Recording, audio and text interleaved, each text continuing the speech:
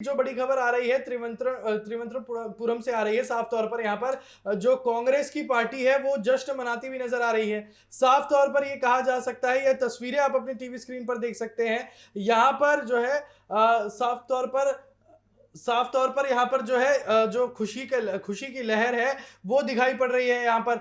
तो ये अपने आप में कहीं ना कहीं बहुत बड़ी बात है समृद्ध। यहाँ पर जनता में खुशी की लहर है, यानी कांग्रेस कहीं तो अपनी सीटें जो है वो वसूल पा रही है, जनता कहीं तो जो है अपनी जो है सीटें बना पा रही है। पश्चिम बंगाल में बेशक यहाँ पर एक सीट का खाता खुला है, पश्चिम बंगाल में बेशक यहाँ पर एक सीट का खाता है, लेकिन जो त्रिवेंद्रपुरम है जो यहाँ पर कांग्रेस को लेकर जो है ये तस्वीरें साफ तौर पर ये जाहिर करती हैं कि साफ तौर पर कांग्रेस जो है अभी वहां पर खुशी की लहर में है, कांग्रेस वहां पर जश्न मनाने की तैयारी में है। लेकिन पश्चिम बंगाल पर ही आते हैं। पश्चिम बंगाल में साफ तौर पर टीएमसी बीजेपी की कांटे की टक्कर है, लेकिन कांग्रेस का कुछ खासा अस्तित्व जो है इस वक्त तक अभी तक कुछ नजर नहीं आ रहा है। लेकिन यहाँ पर समृद्ध आज 4 तारीख है, इतनी सारी राजनीतिक बयानबाजी हुई थी 4 तारीख को लेकर, चाहे टीएमसी की बात करें, चाहे बीजेपी की बात करें, चाहे प्रधानमंत्री नरेंद्र मोदी की बात करें, देखिए तमाम ऐसी चीजें हैं। बिल्कुल, चाहे अभिषेक बनर्जी हो, चाहे अमित शाह हो, चाहे प्रधानमंत्री मोदी हो, चाहे योगी आदित्यनाथ हो,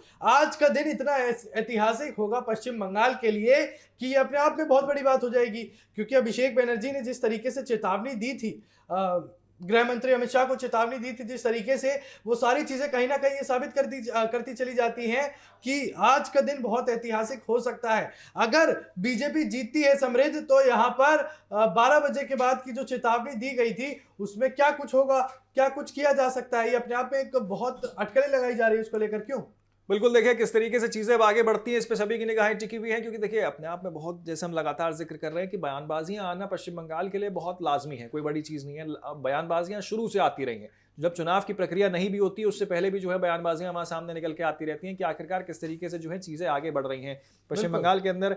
देखिए प्रधानमंत्री मोदी कुछ कहते हैं, गृह मंत्री अमित शाह कुछ कहते हैं, फिर उसके जवाब में ममता बनर्जी कुछ कहती हैं, और फिर अभिषेक बनर्जी का भी बयान सामने निकल के आता है। अब देखिए इसमें सबसे जरूरी चीज ये है कि जब प्रधानमंत्री मोदी झालमुड़ी खाने जाते हैं और झालमुड़ी खा के देखिए वो उसकी तारीफ करते हैं, अपनी जेब से पैसे देते हैं, और वो वीडियो सोशल मीडिया पे तेजी से वायरल होती है, उसी के ठीक बाद देखिए एक बयान ममता बनर्जी का सामने निकल के आता है जहां वो ये कहती है कि देखिए अगर झालमुड़ी खाइए तो एक बार मच्छी भी खा लीजिए।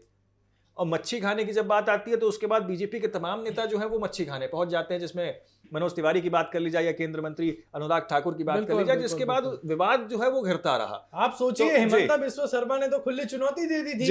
हिमंता ने तो सीधे तौर पर कह दिया था कि मैं ममता दीदी को चैलेंज करता हूं, या तो मैं आपके घर आता हूं या आप मेरे घर आइए, और मांस खाने का हम कंपटीशन रखेंगे, और 1 किलो मांस में आपसे ज्यादा खा जाऊंगा। तो समृद्ध यहाँ पर जो टीएमसी ने और ममता बनर्जी ने खास तौर पर ये लिंक तोड़ने की जो कोशिश करी थी, क्योंकि प्रधानमंत्री मोदी ने सोची एक आम सी दुकान पे एक आम से दुकानदार से झालमुड़ी लेकर खाई, ये अपने आप में बहुत बड़ी बात थी। क्योंकि उस झालमुड़ी वाले की तो निकल पड़ी, उस झालमुड़ी वाले की तो चांदी हो गई एक तरीके से, क्योंकि जनता की भारी भीड़ वहां पर उमड़ चुकी थी। जनता की भारी भीड़ तो आई ही, उसके साथ साथ यहाँ पर ममता बनर्जी ने जब बयानबाजी करी कि आप झालमुड़ी खा रहे हैं, मछली भी खाइए, तो उस चीज को लेकर कहीं ना कहीं ये दावा किया जा रहा था कि अब यहाँ पर ममता बनर्जी जो है जनता के साथ कनेक्शन तोड़ देंगी बीजेपी का। लेकिन जो बीजेपी के नेता एक के बाद एक, आपने मनोज तिवारी की बात करी, आपने अनुराग ठाकुर की बात करी, उन्होंने जब मछली खाई तो ये भी पश्चिम बंगाल में टीएमसी के लिए एक तरीके से सेल्फ गोल हो गया। ये सारी चीजें कहीं ना कहीं टीएमसी के लिए बैकफायर करती चली गई। देखिए टीएमसी ने अपने पैर पे एक तरीके से खुद ही कुल्हाड़ी मार ली है सब कहने के बाद। हालांकि देखिए बीजेपी भी कटघरे में खड़ी हुई, उसके बाद लगातार कई सारी चीजें कही गई, देखिए क्यों खाया, किस लिए खाया, कई सारी चीजें थी। तो देखिए वहां ये तर्क भी दिया गया कि देखिए बिना प्याज लहसुन की ये मछली है। किसी ने कहा कि देखिए हम तो इसको बंगाल की संस्कृति से जोड़ के देख रहे हैं, और लगातार बंगाल की संस्कृति के इर्द गिर्द ही जो है ये पूरी राजनीति पश्चिम बंगाल की घिरते हुए नजर आ रही है। क्योंकि देखिए सबसे जरूरी चीज ये है कि पश्चिम बंगाल में ममता बनर्जी ने पूरे बहस की शुरुआत ही इस चीज से की थी कि देखिए अगर बीजेपी यहां आती है तो आपका नॉनवेज खाना प्रतिबंध लगा दिया जाएगा, नॉनवेज खाना पे बंद कर दिया जाएगा।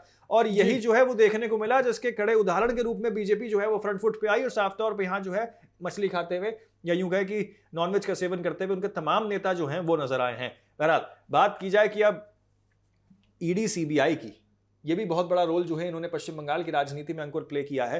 क्योंकि देखिए सबसे जरूरी ये है कि टीएमसी की जो पेरेंट ऑर्गेनाइजेशन है आईपैक, बिल्कुल उसके ऊपर जिस तरीके से ईडी की सीबीआई की तमाम केंद्र की एजेंसियों की रेड पड़ी, और उसके बाद टीएमसी की ओर से ये हवाला दिया गया कि देखिए जानबूझ के ये किया जा रहा है, और जिस तरीके से ममता बनर्जी जो है वो फाइल लेके गुजरती हैं और वो फाइल का पता नहीं लगता कि देखिए वो फाइल गई कहाँ।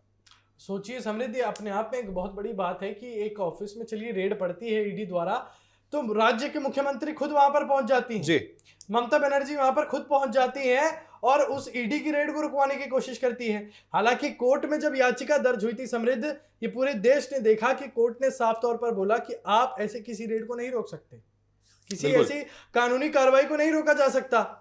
आप आग्रह कर सकते हैं लेकिन आप बीच में ऐसे नहीं रोक सकते। लेकिन समृद्ध पूरे देश ने यह भी देखा कि कैसे पीछे के दरवाजों से इतनी सारी मोटी मोटी फाइलें लेके जाया जा रहा था, पीछे के दरवाजे से इतने सारे लोग इतनी सारी फाइल्स लेकर भाग रहे थे।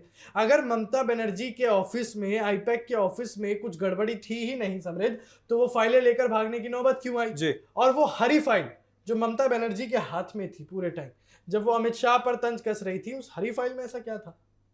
और उस सब का नतीजा जो है वो अब दिखाई पड़ रहा है।